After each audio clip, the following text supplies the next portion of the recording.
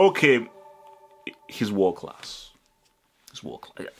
It's what I needed to see. This is what I needed to see. I didn't need Premier League goals against West Ham or against Stoke or something. That's what I'm here for. I needed to score a big goal on the biggest stage. Harry Kane did that. He's world class. Big move. Look, man, England impressed me. You know, England look impressive. But as much as England were impressive, Tunisia were very, very impressive as well. I thought Tunisia really gave England a game. And I think Tunisia showed some really, really good skills, especially from going down early 1-0 and how they fought themselves back into the game. I just thought that was really good. But let me just deal with the main issue that has been coming from this game. And this is the whole thing of refereeing. And for me, and what I want to explain to people is about not what you think it should be, it's about what it is. We don't live in a utopia. We don't live in an idealistic society. In an idealistic world, if you hold a player at any point inside the box, it's a foul. But you are experienced enough as a footballer to know that that's not how it works. If there are loads of players into the box, most specifically from a corner or a free kick, pushing and everything that happens, it won't get called for. Only once I've seen it get called for, I believe, and that was in the 2002 World Cup, Ireland against Spain. But with the Walker thing, the referee was about a few yards away. And I believe there were only really two guys really in the penalty box, right in the middle of the penalty box. So there wasn't a whole hustle and bustle. There were really two guys in the penalty box. And Walker literally swung his left hand. And that was it. I think it was Ben Yedder, but he swung it at him, and that was it. You know, and the dude put it away, I think Essos or something.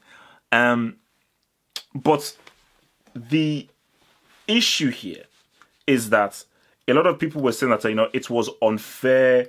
You know, they didn't. You need to be a bit more consistent. It's not about being consistent. It's just about being realistic. Unfortunately, that is simply how it works. That is just simply how it works. You know, it's not going to be like, if you do not commit a foul when you know that the referee is a few yards away and you're the only two guys in the box.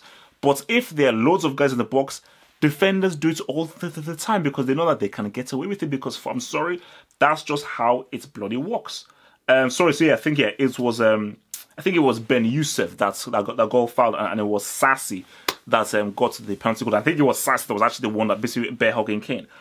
But I think, you know what, looking at this England performance, man, this is the best England have performed. Forget the opening game. This is the best I've seen England perform since, in a full game, since probably 98. Probably 98. So it has been almost 20 years that England have performed this well. And it wasn't perfect, it wasn't great, but it's what I was saying before, like, you know, there is promise here for this England team. So I think that Sterling, obviously, he didn't have his best game, and I think maybe he can grow into it. But again, it happens. He didn't have his best game. Neither did Neymar. He didn't have his best game. So those kinds of things happen. But I do believe that Rashford has to start. Loftus-Cheek has to start. I mean, for me, I think Rashford showed why. Yeah, man. That's why I said before, I think Rashford can do things in this World Cup. I mean, once he came on, that is when England really showed invention and they really showed a lot of threats. Because Rashford was a guy where I'm going straight. And what I've not seen from an England team are guys trying to take guys on, trying to do skills, step overs, dummies, feints, cutbacks. That's what Loftus-Cheek was doing. That's what Rashford was doing. And I think once you bring that, actually, I can't remember the last time we saw an England team that were trying to stand men up and say, let's have fun. Let's just enjoy ourselves. Let's not be bogged down by pressure and overthink. Let's just go out and try and beat guys, try and do skills, step overs, 1-2s, and so forth. So if you surround Harry Kane with that kind of intelligence and invention that Loftus-Cheek and Rashford have, England look very dangerous. You know, the midfield, they were okay, but I think they sort of lost their way when Tunisia were really moving the ball around. Because I just thought, you know, Badri, Kazri, Sassi, when they really when they were really moving the things around, I think they looked really, really good. But I think Stones, the defense was solid. Stones, I'm not too sure, but I thought Maguire and Walker were very, very solid in defense. So I thought they really showed a really good they showed a good protection. But again, I think these guys will be tested a lot more.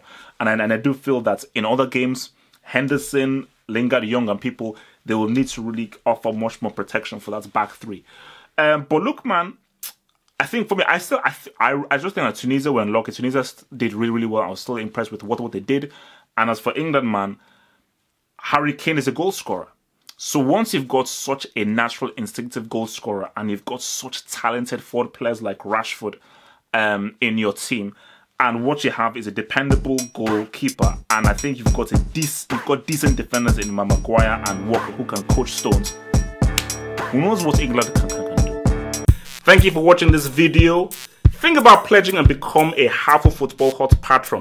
Pledge an amount each month and gain access to exclusive videos from your boy, the Football Hot, for more analysis. Peace.